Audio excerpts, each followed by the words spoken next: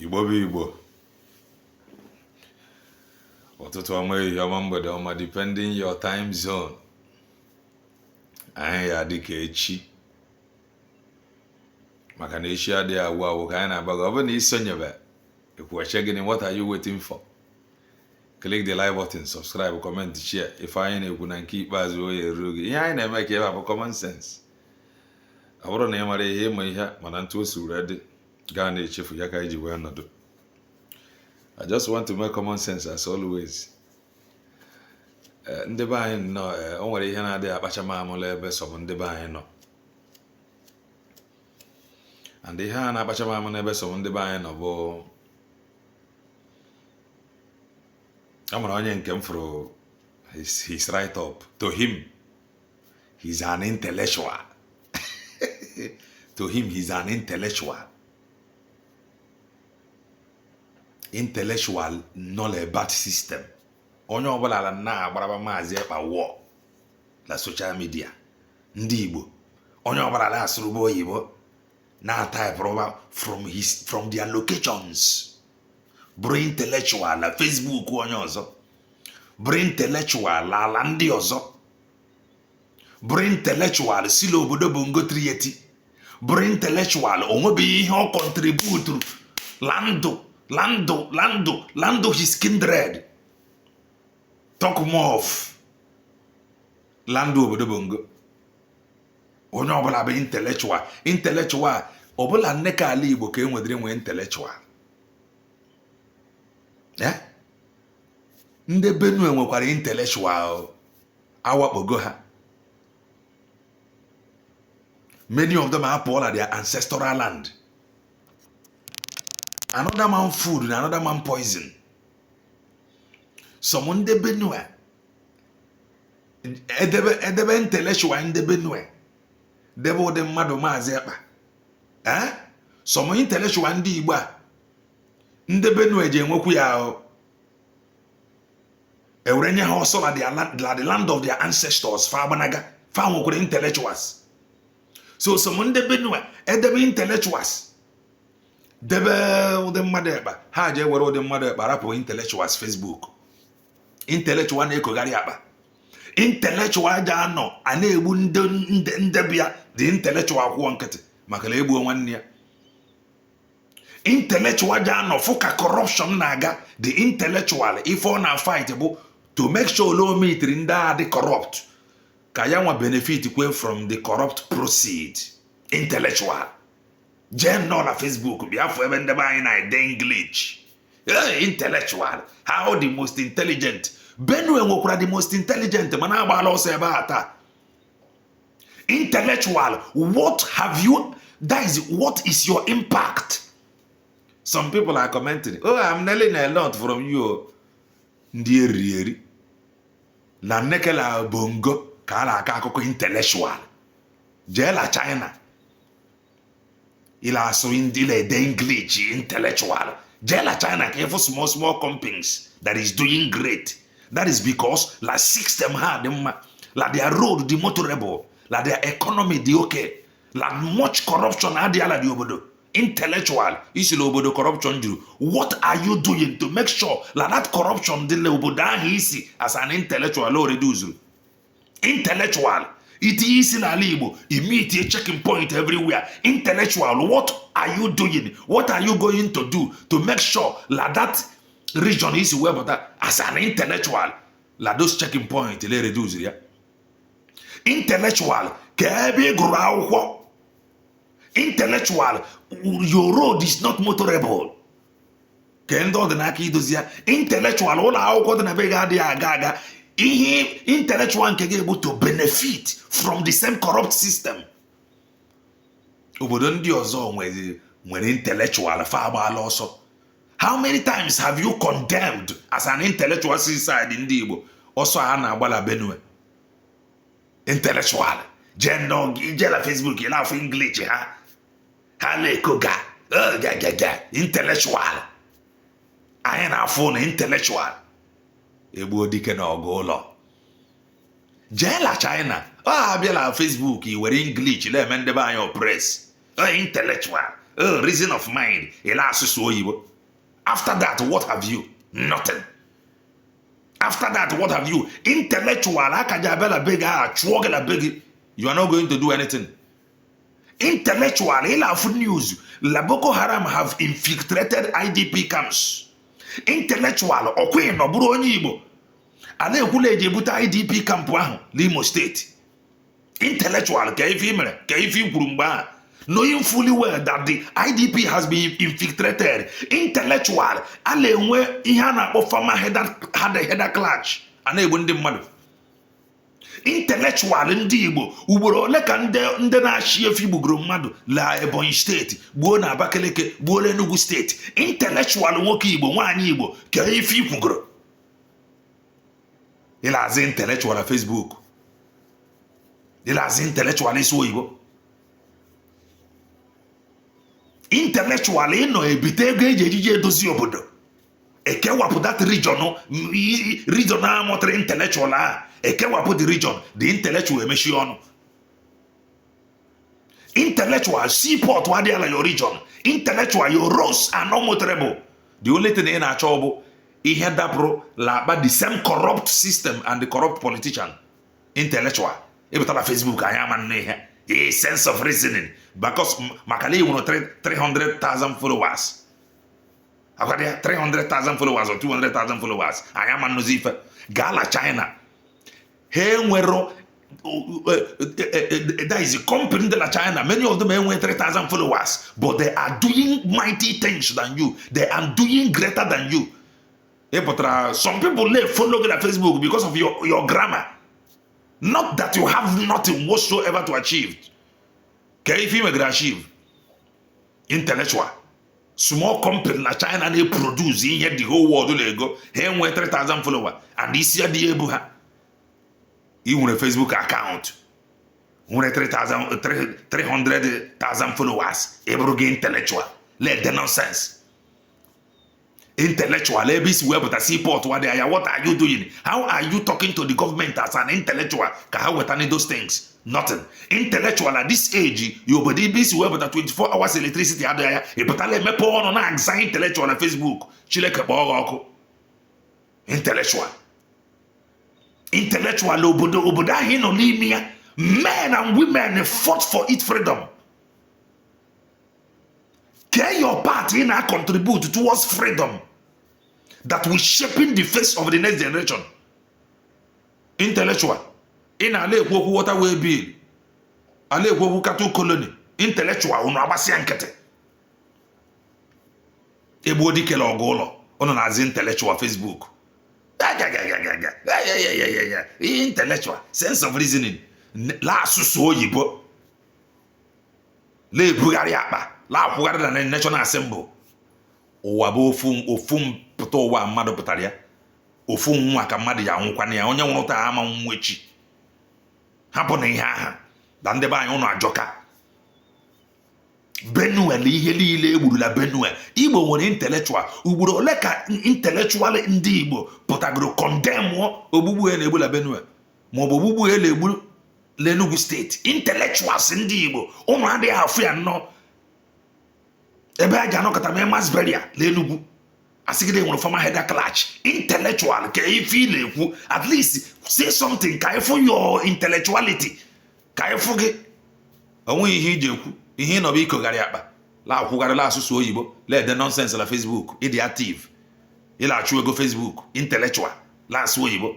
Threaten people. I'm going to block you if you comment again. And they will be bowing down to you. They will be bowing to you. Oh, I am learning a lot from you. Oh. Don't block me. Oh. Intellectual. I am flagging. Ndị Igbo. Ilazi intellectual Facebook. Intellectual. Intellectual no l'obodo Omansiwu East. Gba moto je Lagos. Intellectual no l'obodo from from here and there na ala Igbo checking point the everywhere. Intellectual apụtakwu sef na settle ha with ego. Intellectual. Ndị Igbo. Ndị Igbo ajọka. Ndị Igbo ajọka.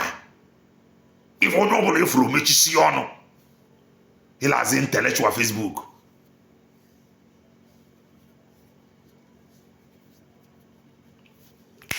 this same intellectual, ha, ja, no, let the nonsense on Facebook, they will be overrun. As an intellectual Facebook. What has that done to the mind of which useless mind? Everybody has right to make choice. You gotta go. So stop claiming what you are not, intellectual. Go to China. If you develop.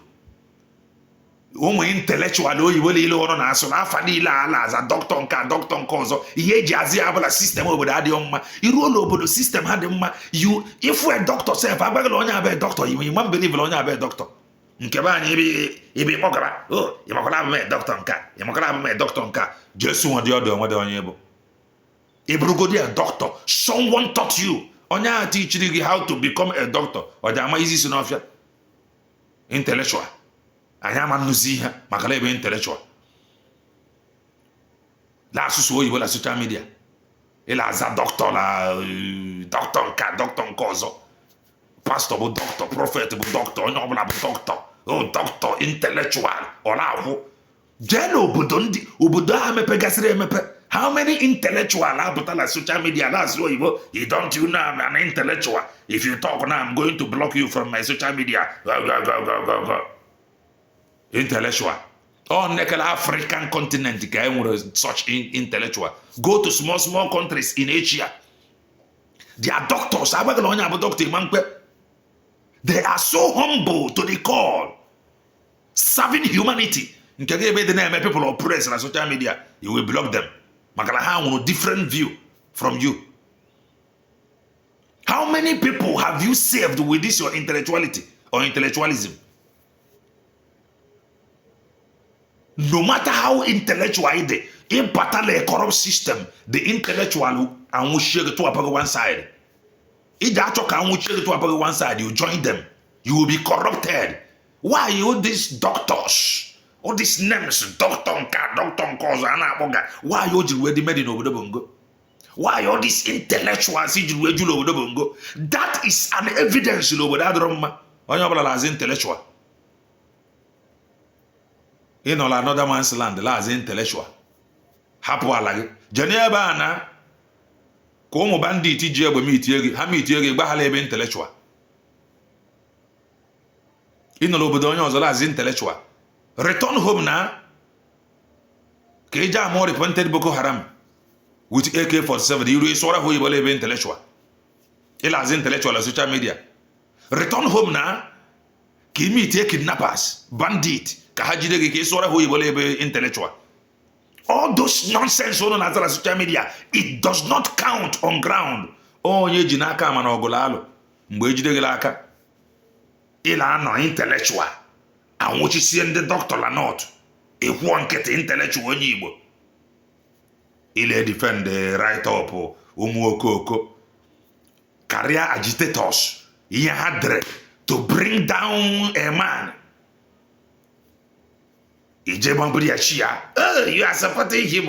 Intellectuals like town monsieur gone. Intellectual and Igbo. Ebe ka have intellectual one. About the one who your intellectual help. Ale how to develop obodo. Obodo obola le structure. Obodo obola le foundation. Obodo obola le driving point. Ebe obodo na drive wedge. Ko ebe obodo bongo la drive wedge with all their intellectual. With all their doctors, where is the obodo heading to? You should be ashamed of yourself. Imo address la social media as an intellectual, onye Igbo. Mo as an intellectual or doctor, onye bongo. You should be ashamed of yourself. Obro me bombowa. Eto akwụkwọ be sugbo ebulago obodo bongo iru ebe afi imo nwoge. Ila as intellectual. Oko. Ihe ji eme poor masses oppress. Doctor, intellectual. Anaza suffer. People are suffering. People are dying. And as intellectual on social media. Defending what you know that is bad. The reason you want to benefit from same corrupt system. Oh yeah, that is the only thing. Nothing more, nothing less. He has intellectual. Igbo intellectual. This noise you. On the Jaffa was a corner dread nonsense. Just one on the Igbo intellectual on it has intellectual Facebook. Hello Moscow, Kogan, is as the intellectual. Onion can with onion can SM as again, Mobo onion with Facebook. Laza Safa, intellectual. Intellectual, Roniara village, you know, so. If one kete, people are like off land one about the road. Roniara village, you know, logo. Imam Melia has intellectual social media. She like a useless intellectual. Aba no get to nale gay. Indeed, won't can. Jeba bandit lebe intellectual. Jeba here, Jeba kidnappers lebe intellectual. Ndemkweri. Benue boro also la the land of their ancestors. Idebe intellectual. Debo de mado Mazi Ekpa. Ha je wero de mado Mazi Ekpa bụ intellectual Jesu na odu ndị ara. Elazi intellectual. Ha pụtara na ihe ala anyị macha. Ihe niile aba afọ eji eme pharmacy suppress intellectual. Ela asụsụ oyibo, edress akpọ suit, isi la flight nke arigiri o host to a meeting. Meeting the host with the same people that could not fix the system. Kangela hale host to meeting. Because you want to benefit from the same corrupt system. Can your impact in Obodogi as an intellectual? In the Obodo ndi oze the nonsense like query. Obodo ndahi no limia. How many people put a gromeo one address as intellectual and doctors, intellectual, doctor. Obodahi no limia. How many people put a gromeo to her? Pharmacy suppress Obodo bongo. That is the corruption there everywhere. I have people who produce acts. And yes, so intellectuals. Hotelebari chekwa ono nchobo so intellectual. Ndara. Onye obula mautra social media. La akrobantu de amma intellectual. Igbo intelligence nka. How smart Igbo people can believe this, believe that. Malay through the news. Like that news will be fake news. You don't want to talk about the news being fake. You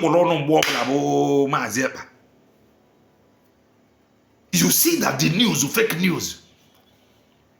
The career agitators who put on the media.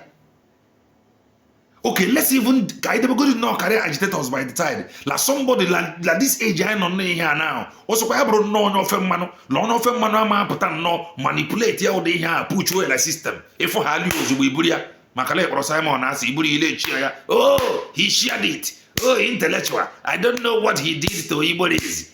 How did he manage to? The reason you were managed to capture the mind of Iboris, Iboris not powerful. With your all the intellectuals and doctors, anybody that is ready to do anything to pull them out of that suffering. Only one idea today. He has intellectual. How did he convince these people? He support you. The reason people are suffering. This is not a system. People that are proud to live to the next generation. There is no future that this very system. You don't see your tomorrow. Intellectual. Uno no chadia. Somebody about 40. A boy from 4 to Butiala number 5. You know, Tigabanya. Intellectual. As so you will social media. Intellectual. You know, one nigga okay win no election. Somebody up at Nagaria the election. A poor query. The same people Nagara one nigga can election no win. Bonde pro langela hala anoko. In as intellectual.